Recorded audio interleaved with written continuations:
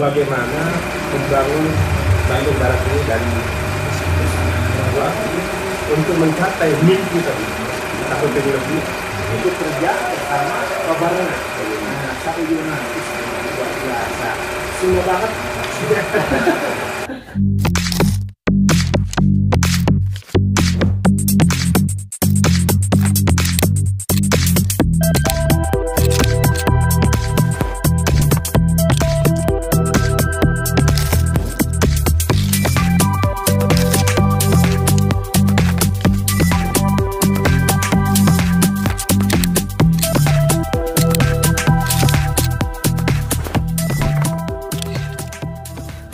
Waktu live streaming dan untuk para pendengar di mana saja berada, seperti tadi disampaikan bahwa hari ini kita akan kedatangan tamu spesial.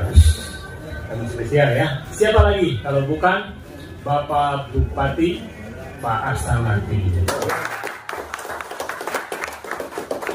Dan baik sahabat paranormal dan sahabat semuanya di mana berada, selamat datang di rumah pemimpi. Rumah pemimpi, jadi rumahnya para pemimpi. Seperti pernah saya bilang bahwa orang yang akan hadir di sini adalah orang-orang yang luar biasa dan mereka tentunya punya mimpi. Di sini telah hadir orang tua kita, tokoh masyarakat Kabupaten Bandung Barat dan orang nomor 1 di Bandung Barat saat ini. Nah, kita akan tanya-tanya karena tentunya beliau ini punya mimpi, atau mungkin ya kita tanya ya punya mimpi ya. Selamat siang Pak Bupati. Selamat siang. Selamat datang ya di rumah pemimpi, dan Bapak adalah orang pertama Alhamdulillah datang di rumah pemimpi. Nah, Bapak izin dan mohon maaf yang sebesar-besarnya ya, berbicara tentang mimpi. Nah, sekarang kan Bapak sebagai orang nomor 1 di Bandung Barat. Nah, pernah nggak dulu terpikir Bapak ini menjadi seorang bupati? Tahun 91 saya dilantik jadi bupati. Kemudian beberapa kegiatan bupati itu saya ikut di belakangnya. Jadi saya di bagian mobil itu, di belakangnya ada tempat kosong. Ya. Saya selalu ikut, kalau ada kesempatan saya ikut di belakang, walaupun saya lurah. Saya dengar apa pembicaraannya. Saya menyimak bahwa ternyata seorang bupati itu bekerja untuk mengurusi masyarakatnya, walaupun masyarakatnya tidak memikirkan hal yang sama, tetapi Pak Bupatinya memikirkan untuk masyarakatnya. Dan saat itu terbesit. Ternyata kalau nggak mau mendapat sesuatu yang lebih di mata masyarakat, maka pikirkanlah masyarakat. Nah, untuk memikirkan itu maka harus menjadi bupati. Nah, saat itu terbesitlah kapan saya jadi bupati. Waktu itu di Kompetensi Deni Rapa, Sulawesi Selatan. Hanya di tahun 1991-92 ya. 1992 ya? Ya. Pernah terbersit ya? Pernah menjadi kepala daerah istilahnya. Mau bupati, mau apa, pada saat itu saya jadi kepala juga, namanya kepala kelurahan. Kulwala Kabupaten Sutra. Tapi saya ingin lebih, karena saya melihat cakupan masyarakat bupati lebih besar daripada kelurahan. Nah, itu kira-kira. Jadi kalau ditanya pernah terbersit tahun 91-92. Jadi pemirsa, ternyata mimpi itu akhirnya saya ingin menyampaikan bahwa mimpi itu sesuatu yang sangat penting. Kenapa? Karena ya kalau tidak mimpi berarti tidak punya hidup ya Pak ya. Ya, jadi luar biasa. Dulu pernah ada rasa dalam hatinya, kalau kata orang Sunda mengagretes. Akhirnya alhamdulillah tahun ini menjadi bupati di Kabupaten Bandung Barat. Dan satu hal, katanya tadi Pak PJ ini pernah menjadi lurah.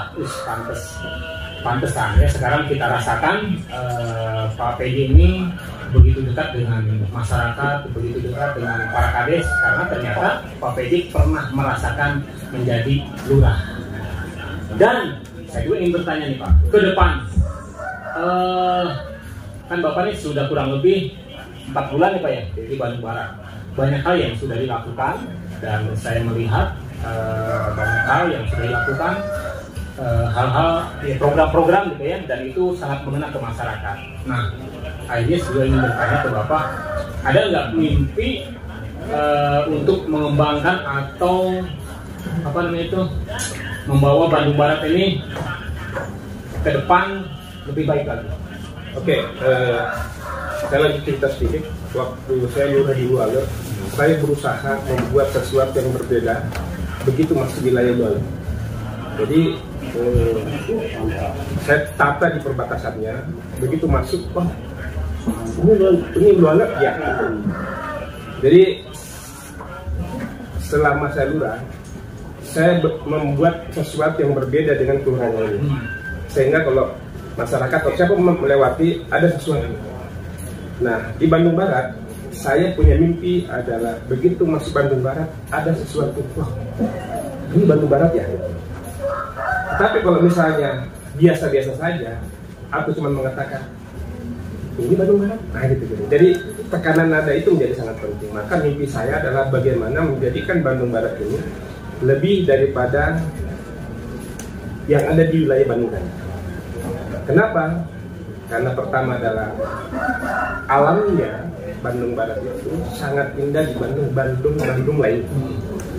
Oleh karena itu, mimpi saya adalah menjadikan Bandung Barat sebagai pusat perhatian warga Jawa Barat di bidang pariwisata atau pegunungan. Itu mimpi kalau katanya mimpi. Mimpi yang kedua ya adalah saya melihat bahwa potensi Bandung Barat cukup besar. Maka yang pertama saya punya mimpi untuk meningkatkan penggali adalah pendapatan asli daerah, khususnya di pajak sama retribusi. Maka saya punya mimpi bagaimana Bandung Barat ini bisa meraih pendapatan pajak retribusi lebih daripada 1 triliun. Kenapa seperti itu? Karena saya berpikir setelah saya cek datanya kita mampu. Tetapi kalau kita tidak punya mimpi untuk meraih itu, ya sudah, namanya berkhayal saja. Jadi karena setelah saya melihat datanya, saya melihat potensinya, maka saya mengatakan ini harus kita raih dan teman-teman siap. Nah, itulah mimpi yang kedua. Jadi luar biasa. Memang potensi di Bandung Barat ini luar biasa. Tadi disampaikan setelah dikaji oleh Pak Bupati, nah ini sangat banyak dan saya pun sama mempunyai keyakinan bahwa Bandung Barat ini apa yang disampaikan mimpinya oleh Pak PJ 1 triliun di Kabupaten Bandung Barat itu bisa tercapai. Saya punya keyakinan dan saya pun punya mimpi Pak. Pada saat 1 triliun tercapai, akhirnya mimpi saya hutang Bandung Barat bisa terlunasi. Oke. Ya. Salah satu tujuannya meningkatkan pendapatan sebagai masyarakat supaya utang-utang kita bisa terlunasi tanpa mengurangi atau tanpa menghilangkan pekerjaan-pekerjaan yang lain. Siap. Dan sahabat Akang Ewan dimanapun berada dan juga Steve Ewan Legend. Wah. Nah tadi luar biasa, ternyata Pak Bupati ini sangat luar biasa. Jadi mimpi dari awal bagaimana bisa lebih bermanfaat. Nah kalau lurah kan hanya satu kelurahan, kalau bupati itu kan satu kabupaten ya. Dan sekarang alhamdulillah di Bandung Barat, dan kita tahu semua memang potensi Bandung Barat ini sangat luar biasa, sangat banyak.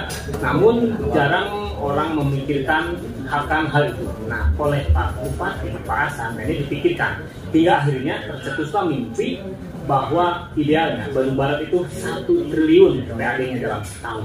Nah, yang akhirnya, nah ini saya juga sebagai kepala desa dan di sini juga ada senior saya ya, ketua APC Kecamatan Cisarua. Nah, kan kita harus tahu kiat-kiatnya Pak, bagaimana untuk mewujudkan mimpi yang tadi Bapak sebutkan agar PAD Bandung Barat ini bisa maksimal. Oke, baik. Yang pertama adalah kita perlu memahami bersama bahwa semua potensi itu ada di desa. Karena Bandung Barat ini terbagi habis 16 desa. 165. Sorry. 16 kecamatan, 165 desa. Maka konsep pertama yang saya sampaikan adalah bagaimana membangun Bandung Barat ini dari desa.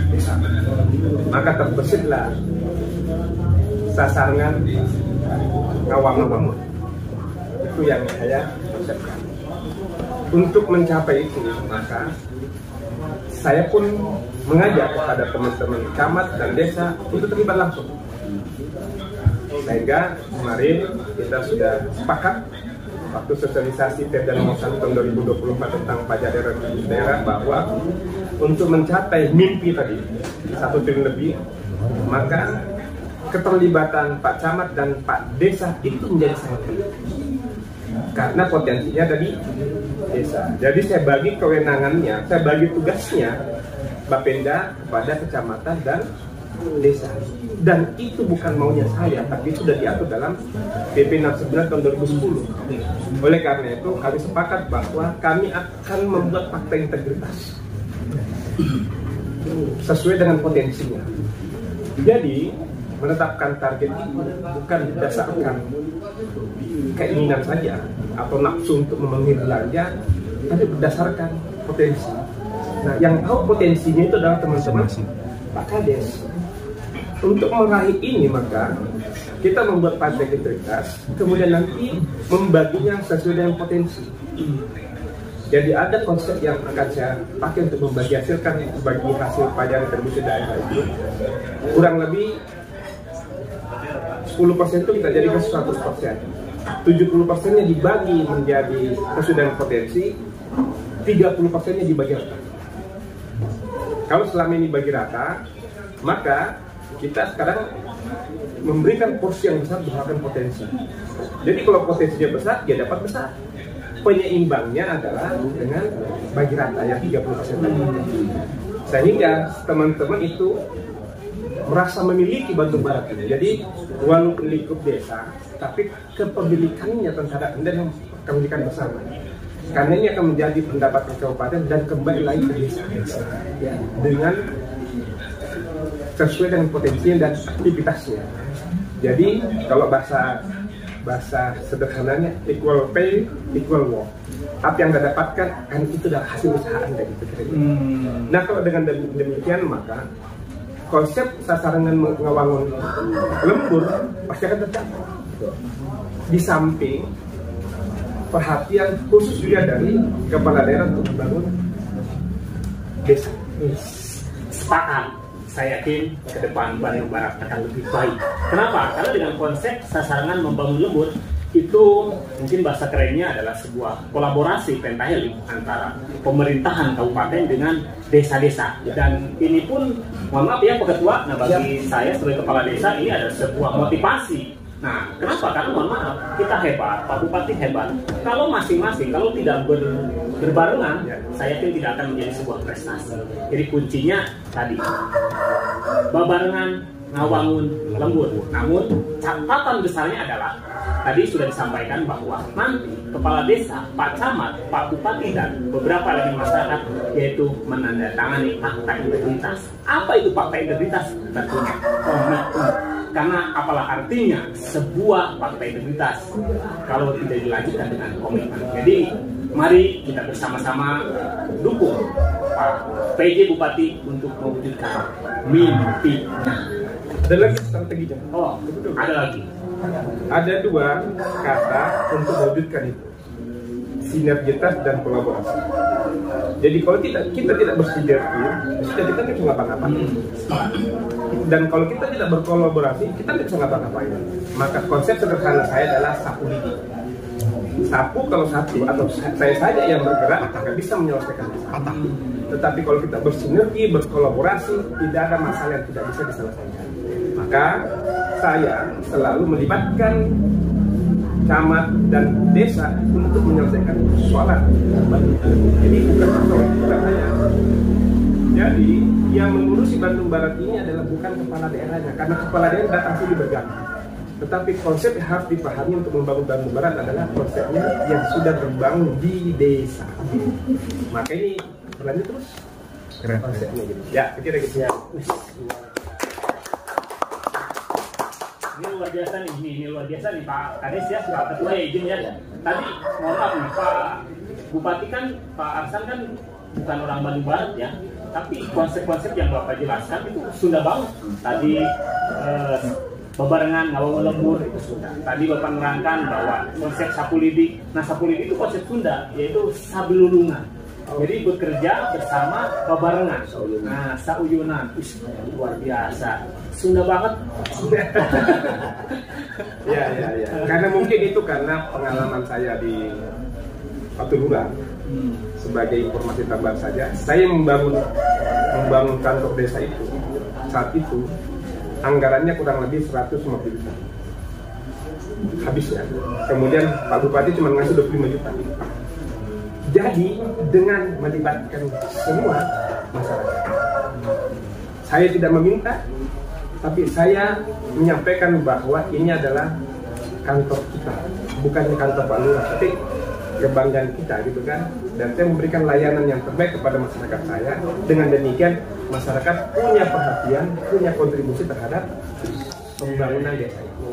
Inilah pemimpin yang luar biasa. Jadi perintah atau intervensi terbaik adalah memberikan contoh. Baik Pak. Di sini kan ada Pak Ketua. Pak Ketua.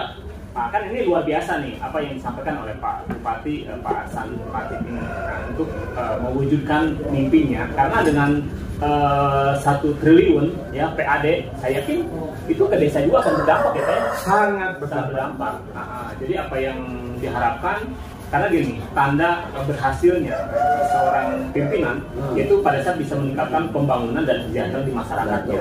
Nah, pada saat kan indikatornya untuk meningkatkan pembangunan ataupun kesejahteraan masyarakat pada saat meningkatkannya PAD ya Pak ya. Nah, jadi saya mendukung Pak. Nah, ada nggak nih dari Pak Ketua yang ditangkap atau yang akan dilaksanakan atau apapun lah pokoknya yang disampaikan Pak Ketua tentang mimpi-mimpi Pak Bupati? Yang saya pikir itu Pak, dari pengalaman saya dari 2013 ya. PAD saya itu di bawah dari 8 desa itu kedua. Tapi ya alhamdulillah setelah saya menjabat itu meningkat ranking ke 5. Dan selanjutnya sekarang ranking ke 1 untuk Kecamatan Cisarua dengan cara pajak. Oh, pajak bumi. Dan itu pun juga sebetulnya ada kepercayaan daripada masyarakat. Masalahnya ya maaf para kepala dusun yang lama kan kadang dari warganya nyampe kadang dan nyampe dibayarin. Terus sekarang ya, misalkan ada buku 1 dan 2 itu kadang-kadang tertahan di pajak juga Pak. Nah, ketika itu saya dobrak ambil dan saya langsung ke orang yang punya haknya langsung kepada pemilik. Sedangkan itu banyak hektaran, ada yang 30 juta, ada yang 70 juta. Itu kan harus ditempuh. Kalau enggak saya akan garapkan itu dengan warga saya. Gitu yang cara kerjaan saya. Nah, itu diantara upaya Pak Kades ya dalam rangka meningkatkan PAD. Jadi alhamdulillah nih Pak. Nah, Bapak punya rencana, punya mimpi, Pak Kades pun sepakat mendukung, bahkan di antara upaya-upayanya sudah dilakukan. Yang berikutnya ngopi dulu Pak. Sebelum ngopi ada lagi tambahan itu. Yang berapa? Yang kedua. Tambahan. Strategi itu mencapai. Jadi seperti yang saya sampaikan. Kopi boleh sudah kopi. Ya. Seperti yang saya sampaikan beberapa waktu yang lalu, atau mungkin sebentar Pak. Ini yang ngasih kopinya Pak. Ya. Biasa ya? Ya. Manis ya? Manis ya. Makanya kopi yang 3 ini cocoknya ya. Tapi kalau manisnya terlalu kan jadi pahit Pak. Jadi kira-kira seperti itulah. Ya makanya jangan lama-lama nih Pak. Ya. Siap, lanjut Pak. Jadi ada 2 konsep yang saya akan sampaikan bagaimana untuk meraih itu. Yang pertama adalah pernah saya menyampaikan bahwa saya akan menaikkan IJP. Ada yang bertanya kepada saya, apakah pajaknya juga otomatis gratis? Saya sampaikan pertama adalah bahwa dengan menaikkan NJOP itu berarti saya mengangkat nilai kekayaan masyarakat itu. Kemudian penetapan PBB-nya itu saya ada range, ada insentif. Jadi kalau misalnya gini, 1000 meter misalnya, NJOP-nya cuma 1000, kan kita cuma ketemu 10 juta misalnya. Dengan NJOP misalnya 10.000, ya kan, maka nilai kekayaan kita menjadi 100 juta. Itu kira itu 1 miliar ya, nanti lihat. Nah begitu kita ke bank atau kita melaporkan, kan nilai kita udah bisa, udah kaya kita. Dan harta kepemilikan kita bertambah. Nah, pajaknya itu saya berikan insentif. Ya. Hanya naik sekian 0,5% kan, itu sudah kita atur.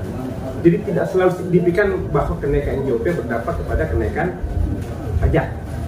Itu strategi yang pertama untuk menaikkan pendapatan. Tapi yang pertama adalah saya ingin mengangkat dulu bahwa masyarakat saya adalah masyarakat yang punya kekayaannya sendiri. Yang kedua adalah proses BPHTB yang selama ini berlama-lama. Sekarang cukup datang menandatangani fakta integritas 1 hari selesai. Artinya apa? Ada percepatan. Jadi penerimaan kita NJOP kita naikkan, pajaknya kita menyesuaikan, ada insentifnya, kemudian proses penagihan kita permudah.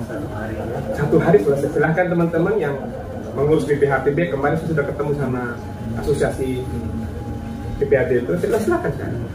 Tidak ada lagi taksasi, langsung berproses. Itu upaya untuk melakukan. Di samping upaya lainnya adalah bagaimana melakukan pengawasan terhadap pengusaha. Saya menduga banyak yang bocor. Seperti tadi yang sampaikan, ya kan? Nah, ini yang kita mengintensifkan. Jadi setelah pilkada, pileg misalnya, saya akan intensifkan untuk pemungutan. Saya menghadap langsung. Karena tugas saya adalah kepala daerah mengawasi pelaksanaan pemungutan pajak dan sanksinya. Iya betul Pak. Langsung saja Pak. Kalau nih, ini kan tadi ya, karena di masyarakat itu beda ya. Ada yang memang membayar pajak tuh kepedulian sendiri, ada yang diantarkan ke desa, ada juga yang langsung ke bank gitu ya. Nah, sanksinya nih Pak bagi yang telat bayar pajak. Jadi pertanyaan yang pertama adalah mengingatkan masyarakat untuk bayar. Maka di ketentuan itu ada kegiatan penyampaian SPPT. Untuk Bandung Barat ini, saya masih memilih strategi menyampaikan SPPT, Pak.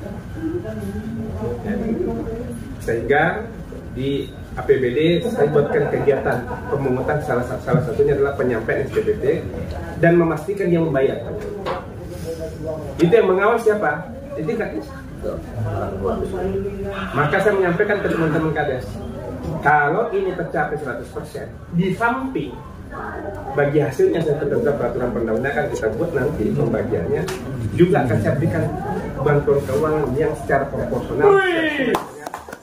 Jadi ada bonus ya Pak, ada bonus yang bisa 100% ya. Bonusnya hasil. Wah, ini jamu lipat nih. Jamu lipat kan juara 1 terus Pak di kecamatan Pak. 70% namanya. Ya, jadi kita pakai konsep siapa yang memberikan prestasi, kita berikan perhatian kepada desanya, bukan kepada kades. Ya. Jadi rekeningnya masuk ke kas desa. Enggak apa-apa Pak, karena itu udah masuk ke kades. Silakan ikut prestasi. Ya. Jadi itu upayanya. Nah, terkait dengan sanksi, pajak itu bersifat memaksa peraturan perundang-undangan. Maka nanti pajak-pajak yang besar yang tidak membayar pajak, maka saya akan kasih sanksi label bahwa objek pajak ini belum membayar pajak. Kalau hotel itu ada kekurangan, makanya saya sudah memberikan sosialisasi kepada BHR. Oke. Saudara yang menyimpan uang kami, kalau Anda tidak setorkan, undang-undang membenarkan kami memberikan sanksi. Penindakan. Sanksinya bisa 2 kali daripada wajib pajak yang harus dibayarkan atau 4 kali, tergantung motifnya dia. Tetapi yang saya sampaikan selain sanksi itu, maka saya memberikan informasi kepada masyarakat bahwa si wajib pajak ini sampai sekarang belum menyetor pajak. Jadi akhirnya saya sebagai warga masyarakat semakin yakin dengan konsep-konsep yang tadi dijelaskan. 1 triliun dalam setahun itu sangat tercapai, mudah dicapai. Sama Bapak Assalat di PD Bupati Kabupaten Bandung Barat, yang mana tadi sudah memaparkan dan menyampaikan mimpinya sangat luar biasa untuk membangun Bandung Barat. Caranya adalah bagaimana PAD di Bandung Barat 1 triliun. Dan tadi sudah disampaikan bahwa potensi di Bandung Barat itu sangat banyak, di antaranya pajak dan lain-lain. Dan tentunya ini harus kolaborasi pentahelik antara pemerintah kabupaten dengan masyarakat, dengan kepala desa dan semua unsur yang ada di Kabupaten Bandung Barat, dan saya punya keyakinan itu bisa terlaksana. Jadi ini harus menjadi komitmen kita bersama. Nah, namun yang menjadi pertanyaan, nah ini kan tadi sudah ada langkah-langkah intervensi terhadap pelaku-pelaku usaha ataupun terhadap para kepala desa, Pak Camat ataupun kepada masyarakat. Nah, pada saat sudah melakukan intervensi, nah berarti kan harus ada bonus yang didapatkan. Dalam artian begini, pada saat sudah melakukan, pada saat masyarakat sudah mau melakukan apa yang diperintahkan, nah apa yang akan diberikan oleh pemerintahan Bandung Barat untuk masyarakat? Baik, saya punya keyakinan yang saya perlu sampaikan, kalau kita punya keinginan yang kuat untuk bergerak ke arah yang lebih baik, insya Allah Allah pasti mengabulkan. Itu dulu keyakinan. Jadi saya meyakinkan dulu di saya bahwa yang saya lakukan adalah terbaik buat masyarakat, terbaik juga buat pemerintah Kabupaten Bandung Barat. Nah, tadi untuk pemerintah Kabupaten Bandung Barat, sekarang untuk masyarakat yang saya pikirkan adalah mayoritas masyarakat saya yang saya cintai di Bandung Barat itu adalah bergerak di bidang pertanian dan peternakan.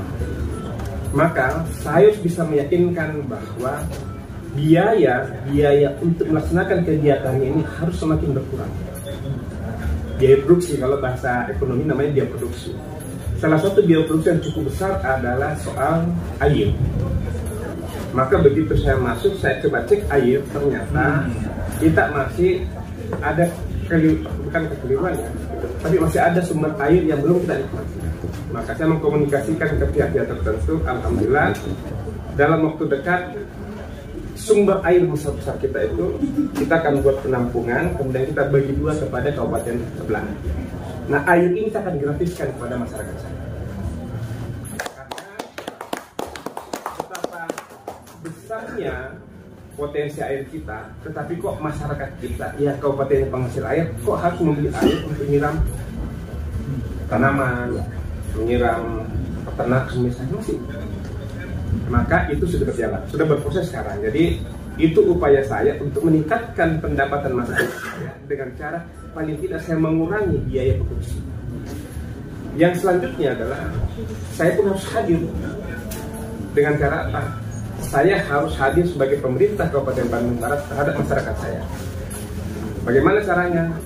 Saya sedang mengusahakan di wilayah utara ya. Kalau selatan apa? Selatan itu Gunung saya mengusahakan di Gunung Selatan itu, dan saya sudah menetapkan sebagai kecamatan ketahanan pangan. Alhamdulillah kami sudah berkomunikasi dengan Kementerian Pertanian dan akan dibantu untuk pergi irigasi ini. Kalau irigasi ini soal awal tahun ini sudah berproses, maka kurang lebih 1.500 hektar yang ada di sana itu tidak lagi menjadi tak ada hujan. Sawah tak ada hujan, tetapi sawah normal biasanya. Produktif karena sudah ada irigasi kita sudah. Kemudian masih banyak lagi yang bisa kita lakukan yang diatur undang-undang. Saya akan bagaimana caranya pupuk ini bisa saya mudahkan. Pupuk susah sekarang. Karena pupuk sudah. Saya sudah komunikasi dinas pertanian, coba sampaikan komunikasikan kepada pihak-pihak tertentu pupuk. Kami akan beli pupuk dan kami akan subsidi kepada masyarakat supaya masyarakat biayanya untuk membeli pupuk itu semakin berkurang. Nah, dengan selisih itu sebenarnya itulah keuntungan yang diberikan yang kita berikan kepada masyarakat. Termasuk nanti bibit-bibit, kita coba kasih bibit yang secara reguler itu bisa berproduksi. Jadi mengupayakan agar masyarakat tidak perlu punya modal besar atau modal banyak untuk memulai usaha pertanian, termasuk di bidang peternakan. Saya sudah ketemu juga sama Ultra Jaya. Saya ingin meyakinkan kepada anak-anak muda kita bahwa kita kebutuhan susu sapi cukup besar. Sementara teman-teman Ultra Jaya itu masih impor dari kabupaten lain. Padahal saya tanyakan, bisa nggak kita produksi? Bisa. Nah, saya lagi mengupayakan bahwa kebutuhan Ultra Jaya susunya itu adalah berasal dari Bandung Barat juga dengan melibatkan masyarakat. Jadi pada saat kabupaten atau pemerintah kabupaten instruksikan, lalu kita laksanakan, dan pada saat itu tercapai, itu luar biasa. Jadi kita akan mendapatkan perhatian khusus. Nah, karena ya bentuk kepedulian pemerintah yaitu memberikan sebuah fasilitas. Nah, fasilitas itu apa? Untuk memudahkan ya kegiatan di masyarakat seperti pertanian dan peternakan. Tadi sudah disampaikan dengan adanya irigasi tentunya itu sebuah perhatian infrastruktur yang sangat baik, karena keberlangsungan para petani ataupun peternak sebenarnya air. Dan tadi disampaikan bahwa punya keyakinan bahwa apa yang dimimpikan 1 triliun untuk membangun Bandung Barat itu bisa tercapai. Saya pun punya keyakinan yang sama. Kenapa? Karena pada saat Pak PJ mempunyai keyakinan, tadi sudah disampaikan, bersungguh-sungguh, karena memang tagline kita manjada wajada. Dan siapa yang bersungguh-sungguh, maka Allah akan tunjukkan jalan-jalan. Saya dengan Pak PJ Bupati Bandung Barat kita akan diberikan kemudahan. Baik, tambah sedikit. banyak juga Pak. Ya, saya menyampaikan permohonan maaf kepada seluruh masyarakat saya cintai. Masih banyak keluhan-keluhan terhadap infrastruktur khususnya jalan yang secara langsung belum kita bisa laksanakan, tetapi saya sudah berproses. Sesuai dengan kemampuan keuangan kita, saya akan memperbaiki jalan-jalan yang prioritaskan yang akan berdampak mengganggu ekonomi. Jadi kemarin ke desa sebelah, tunggu ada jalan yang mau tidak mau harus kita perbaiki. Kenapa? Karena dia menghubungkan antara desa yang punya sumber di sana ke sini. Nah, itu menjadi prioritas. Ada juga yang lain. Jadi saya lebih fokus sekarang mengenai infrastruktur jalan, karena kan menjadi sarana untuk mempercepat distribusi produksi dari Kabupaten Bandung Barat. Jadi mohon maaf sekali, tapi insya Allah segera berkapus ini Pak. Saya fokuskan anggaran untuk infrastruktur, karena dengan infrastruktur yang bagus, ekonomi bisa menjadi baik. Baik, sahabat Radio 5 Waktu Live Streaming. Ada 2 lagi Pak? 2 lagi? Sebentar ya. Oh iya baik. Baik, sebelum kita akhiri, closing statementnya, kita dengarkan dari Pak Bupati. Baik, sebelum saya closing statement, saya ingin menyampaikan dulu penghargaan dan apresiasi saya kepada Rumah Pemimpi. Saya senang sekali saat kita berani bermimpi, maka di saat itu pula kita punya keinginan untuk bergerak maju lebih cepat. Jangan pernah memikirkan hasil, ya. Tapi hasil tidak akan pernah berbeda dengan upaya. Usaha. Maka kita berusaha, insya Allah akan mewujudkan. Itu apresiasi saya kepada rumah pemimpi, rumahnya para pemimpi. Yang selanjutnya, saya juga menginformasikan kepada masyarakat luas, Bandung Barat telah memiliki miniatur Ka'bah yang bisa digunakan untuk manasik haji lengkap dengan miniatur yang ada di sana. Misalnya ada makam Ibrahim, ada jalur sa'i, kemudian ada lempar jumroh, kemudian ada tempat pengambilan batu. Alhamdulillah itu persis ada di bagian belakang Masjid As-Siddiq, Masjid Kabupaten Bandung Barat. Terima kasih, mudah-mudahan kegiatan ini tetap berlanjut. Kalau bisa ini secara kontinu, sehingga ini pun menjadi media bagi kami pemilik yang mempunyai mimpi-mimpi untuk Bandung Barat, bisa sekaligus menyampaikan kepada masyarakat Bandung Barat. Terima kasih. Siap. Barangkali yang mau disampaikan sebelum kita akhiri? Ya. Para prinsipnya Pak PJ, ya saya mengucapkan banyak-banyak terima kasih atas masukan dan pandangan yang tadi harus kita lakukan, baik peningkatan 1 triliun itu, insya Allah kami pun juga membantu dalam hal itu, dan kami juga berupaya kepada warga masyarakat juga. Intinya Pak, pesan dari masyarakat yang tadi PJU minta di mungkin itu aja Pak. Baik, sahabat Radio 5 Waktu Live Streaming dan sahabat Kang Ewon juga Steve Ewon Legend, tadi sudah lama kita berbincang dengan Pak PJ, luar biasa. apa yang disampaikan itu sebuah rencana-rencana baik. Dan saya yakin rencana baik itu keluar dari pikiran baik, dan saya sangat sepakat, dan apa yang kita pikirkan itu yang akan kita dapatkan. Mudah-mudahan apa yang kita pikirkan, mudah-mudahan pikiran baik yang tadi sudah diucapkan itu bisa Allah realisasikan. Saya Steve Ewan, sampai jumpa lagi.